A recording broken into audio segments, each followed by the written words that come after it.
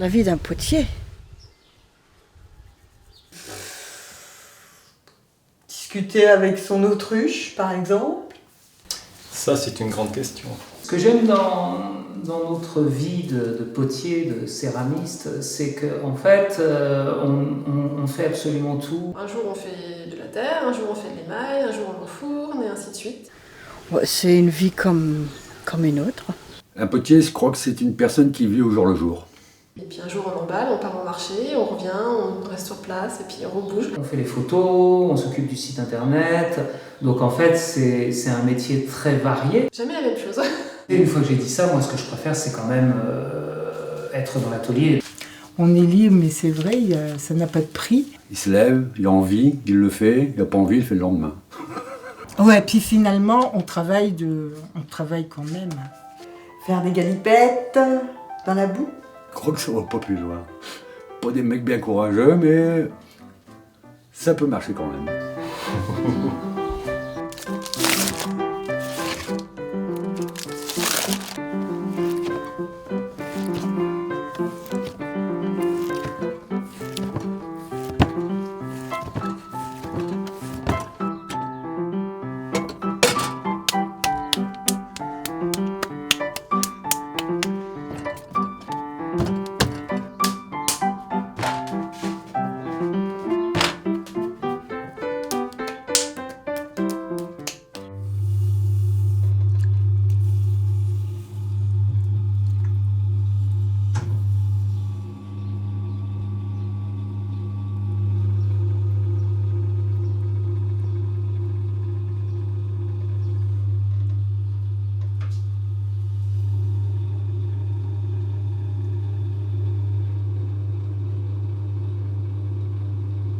D'où viens-tu?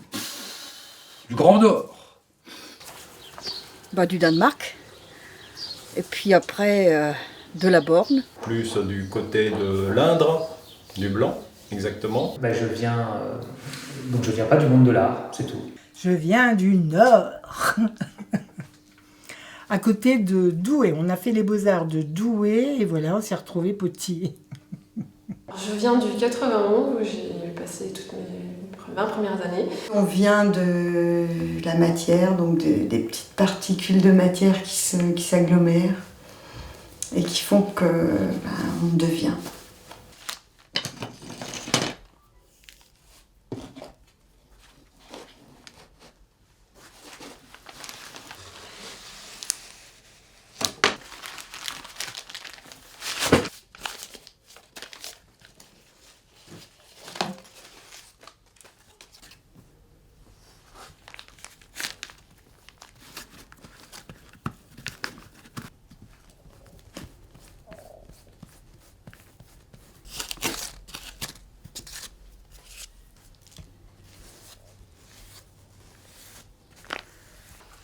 C'est là qu'on rigole, parce que j'ai plus beaucoup de néphéline, alors j'en avais racheté ou pas? Ah, j'en ai un autre seau, sauvé.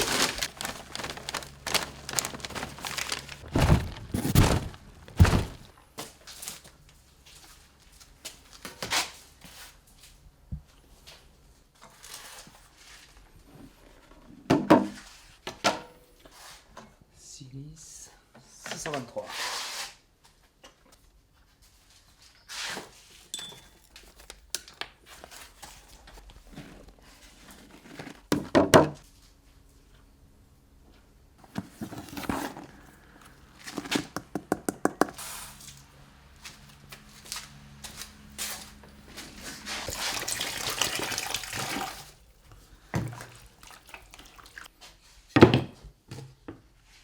Je suis arrivée en 2003, je suis repartie en 2009, je suis revenue en 2011.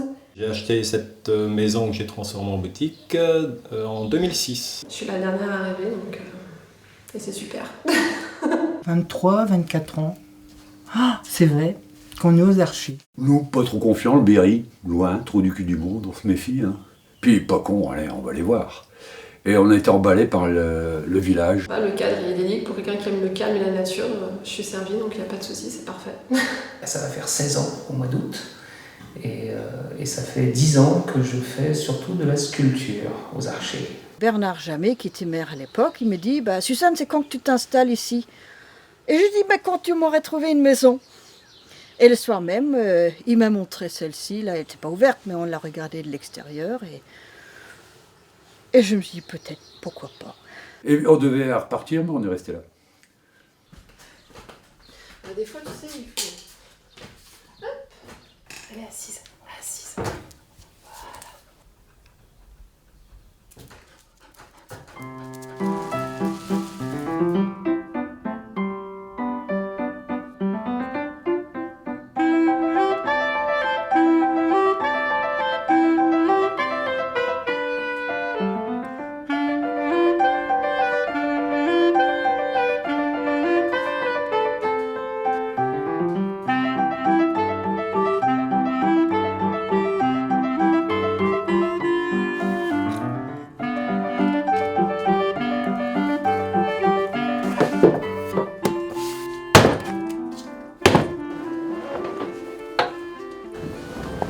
Alors voilà.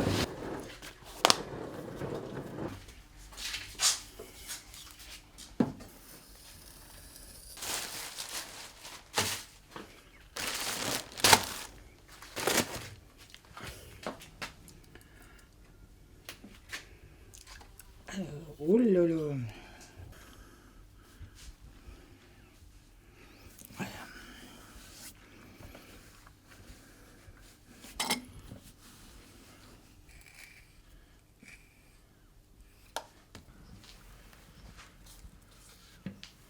Donc, faut faire les pieds.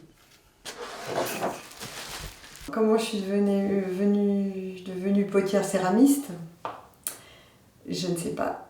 J'ai sûrement aimé à un moment donné la terre et puis le travail qu'elle demande avec les mains et puis aussi la tête. J'ai vu quelqu'un tourner un pot. Par hasard, un jour en Provence où j'habitais, j'ai vu un potier qui donnait des cours de céramique. Et donc, je me suis lancé. C'est là que j'ai décidé que je voulais apprendre à faire ça. Alors j'ai commencé toute petite, par des cours de poterie là où j'habitais, et puis j'ai pris le virus et je ne l'ai jamais perdu. Alors là, ça a été le hasard. On a rencontré un potier et puis on s'est intéressé à ce qu'il faisait. Le seul truc au collège que je savais faire, c'était le dessin. Donc j'ai passé un concours de dessin et j'ai été pris au lycée de Sèvres. Et au lycée de Sèvres, il y avait une section céramique. Et voilà, et c'est là que j'ai appris à faire de la céramique. Durant le diplôme d'architecture, on a des unités de valeur, et j'avais choisi sculpture. Et de la sculpture, ça touche la terre, c'est rigolo, c'est très sensuel. On a mis un pied dans la terre et après on a mis l'autre pied. Hop, la technique, un petit peu de salive. Coudrait pas plâtre.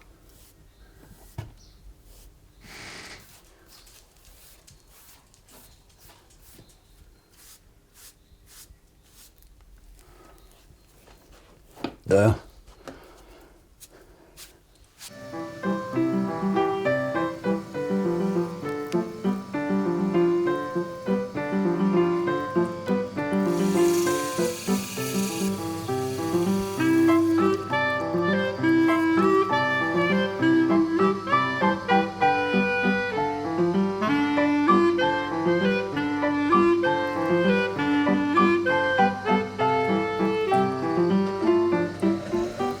Je pense qu'un pichet doit être léger.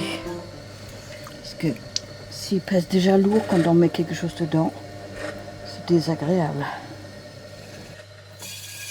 Donc, c'est peut-être ça qu'on appelle tourner autour du pot. Et ah ben voilà, il était mieux celui-là. Moi, je travaille davantage de la sculpture animalière que l'utilitaire. Je suis le seul qui fait des sculptures qui soient presque abstraites. Je travaille la terre mais la plaque. On travaille plus sur commande que sur, fabriquer des pièces en série, quoi. Je fais des oiseaux, donc ça, c'est quand même comme ça qu'on me reconnaît aussi. Un projet, une idée, puis c'est amusant d'essayer de comprendre ce qu'ils veulent et puis de le réaliser, quoi. Des petits oiseaux, en plus je mets du métal. Je mets des petites pattes en métal. Bon, bien sûr qu'il y a les épis de fêtage, Ça, c'est l'offre et la demande. Comme on est assez rare maintenant à fabriquer ce type de pièces, c'est bon, une spécificité obligatoire, quoi. C'est souvent la bonne humeur. Et je pense que ça se trouve dans mes poteries. C'est une technique. Et j'ai des gabarits et puis je fais la forme. Pour la plupart, c'est du raku, donc la cuisson un peu particulière où il y a un défournement à haute température, enfin à température de 1000 degrés environ. Donc c'est surtout des pièces qui sont cuites en haute température et que je patine après cuisson, donc ce ne sont pas des émaux ni des engobes. Bah nous, c'est tout le temps là-bas, c'est du grès. On travaille à 1300 degrés, c'est une terre qui peut aller dehors, surtout des pièces qui sont assez solides, quoi. Il se passe plein de choses dans la pièce. Sur l'émail, ça provoque des petites craquelures. Il y a un enfumage dans des copeaux de bois qui noircissent la terre. La poterie, il y a le côté je fais des belles choses, mais je peux m'en servir aussi. Je peux boire dans un bol tout simple, mais qui exprime tellement de choses.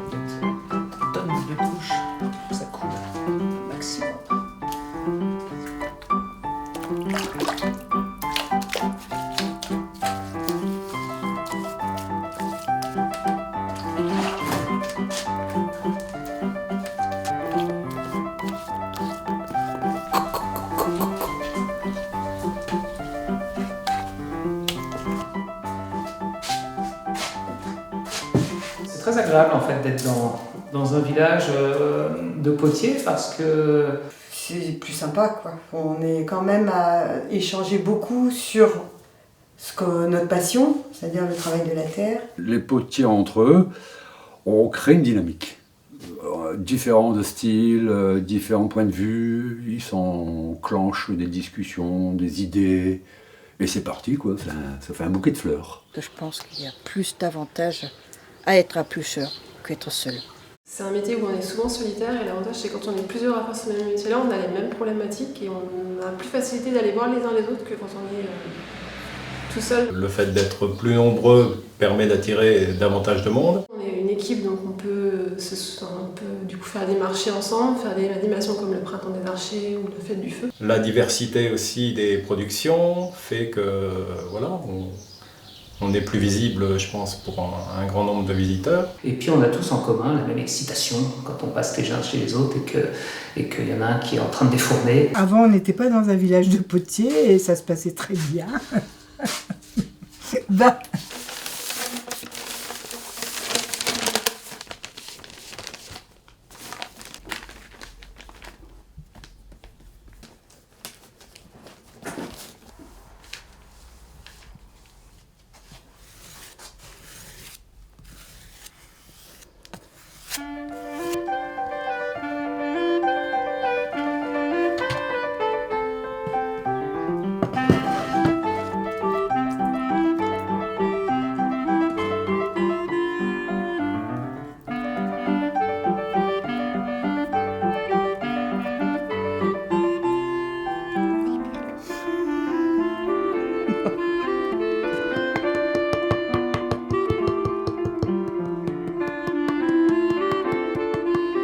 Hey, c'est l'étain.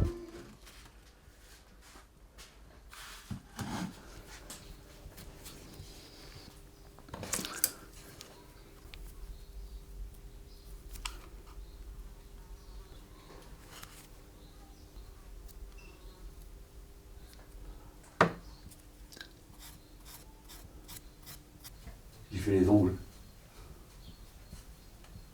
Ce qui me plaît le plus, j'aime bien tous les stades de l'élaboration de la pièce. Tout est intéressant. Je crois que j'ai apprécié tous au moment où je suis dedans. Mais c'est vrai que j'aime bien quand c'est fini, hein, quand même, avant tout. L'avantage de mon travail, c'est que des fois je travaille le bouillon, des fois je travaille le plat, des fois je travaille un peu le bol pincé, donc j'ai pas de préférence, j'adore tout. Donc, Alors au début, j'avais tendance à me dire et à vouloir dire que c'est vraiment le travail du modelage parce que on a les mains dans le frais, dans la plasticité de la terre. Le tournage quand même est ce qui m'attire le plus. Quand je suis dans le tournage, je l'adore. Quand je suis dans le modelage, je l'adore. Ouais. J'aime bien le modelage, j'aime bien quand on fait l'émaillage. même les maillages, c'est marrant parce qu'on fait un peu une tambouille, donc c'est assez amusant pour ça aussi. C'est-à-dire que peut-être le plus ennuyeux, c'est le four quand il faut enfourner, il ne faut pas se rater parce qu'il faut bien les mettre, il faut bien les bouger bien pour pas qu'ils se touchent. Mais sinon, encore, ça peut être. Moi, je trouve ça assez amusant dans l'ensemble. Donc, Les défournements, c'est toujours aussi quelque chose de fabuleux parce que il se passe dans le four quelque chose qu'on ne peut pas voir pendant que ça se produit, donc on n'est pas là. Et quand on le découvre... C'est comme des cadeaux. J'ouvre le four, il y a des cadeaux qui me plaisent, il y en a d'autres, c'est des chaussettes, des t-shirts. Bon, il le faut aussi pour vivre, mais il y en a des cadeaux qui sont tellement beaux. Je fais les couleurs quand même depuis longtemps, je sais qu'elles sortent comment elles vont sortir, mais malgré tout, j'ai toujours une impatience d'ouvrir le four. Donc tant que cette impatience durera, je pense que c'est bon signe. Il faut lutter contre des éléments. Et comme on voit rien de ce qu'on fait, c'est au feeling. C'est la cuisson qui est la finale et j'ai pas toujours toute l'influence sur la cuisson.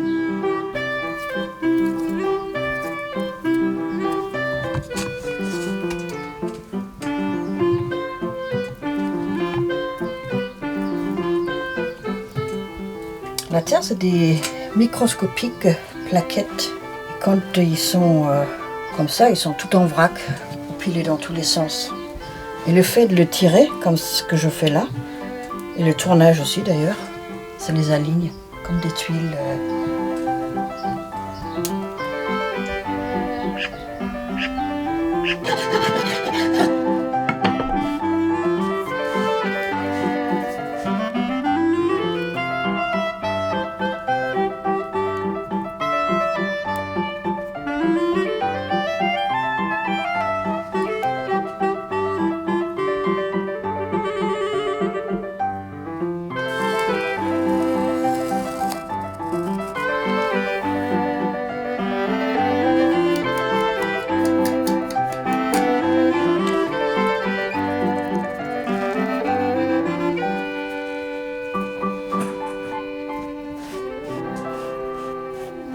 Alors la clientèle actuelle, ils sont pour les décors extérieurs. La plupart du temps, ils commencent par des bols et voilà, au fil des années, je fais de plus en plus d'assiettes. Donc ça veut bien dire que voilà, petit à petit, les services se montent. plutôt des coups de cœur. J'ai pas vraiment de clientèle attitrée. C'est souvent des gens qui voient une pièce et puis ils vont adorer et ils vont la prendre. C'est des gens avec qui, souvent, il y a des vrais échanges. On parle de plein de choses qui sortent de la poterie d'ailleurs, souvent. Des gens qui sont très proches de moi, c'est-à-dire qui ont souvent les mêmes goûts que moi, en musique, voilà. D'ailleurs, pratiquement tous les gens, pas les clients donc, les gens qui repartent avec mes pièces sont des gens avec qui je deviens ami. Bon, il y a deux types. Il y a les gens qui viennent ici pour acheter un petit cadeau pour un truc de mariage ou c'est un truc bidule. Et puis il y a ceux qui viennent commander une pièce justement dans l'idée d'avoir quelque chose qui leur soit personnel. Les gens viennent direct dans la boutique et puis sont presque assoiffés de trouver leur pièce. Ouais.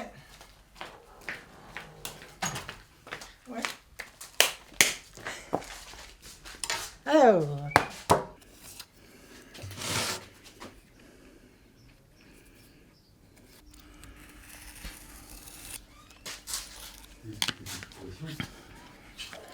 et voilà.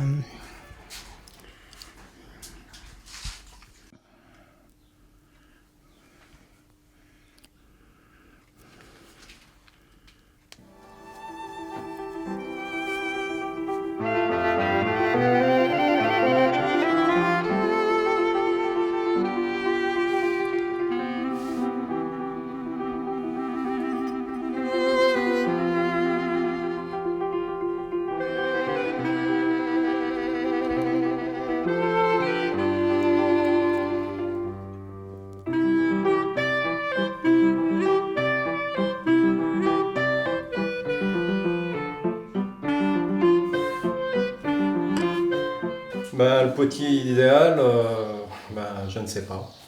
Il n'y a pas vraiment de petit idéal, je pense. C'est chacun fait ce qui est au mieux pour lui et ce qui correspond le plus à ce qu'il veut partager et représenter. C'est celui qui prend plaisir à faire ce qu'il fait. Tout simplement. C'est quelqu'un qui il a de l'imagination, il a de l'imagination. Déjà, il y a potier et céramiste, parce que le potier fait des pots. Les potiers, les céramistes, les sculpteurs, les artistes, les artisans, en fait, ça n'a pas d'importance, tout ça. C'est que des mots. On a tous une richesse en nous qui fait qu'on peut créer et voilà, faire plein de belles choses. Il n'y a pas vraiment d'idéal, donc un potier, pour moi, le potier idéal... Ça peut être celui qui est capable de tout faire.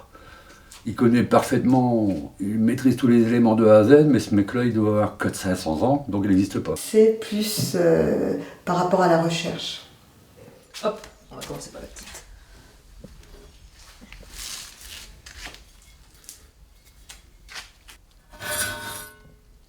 Ouais.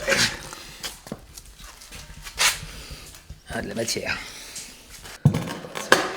Tout l'après-midi pour les regarder après. Mais je vais les prendre en photo sur toutes les coutures. Donc c'est cool.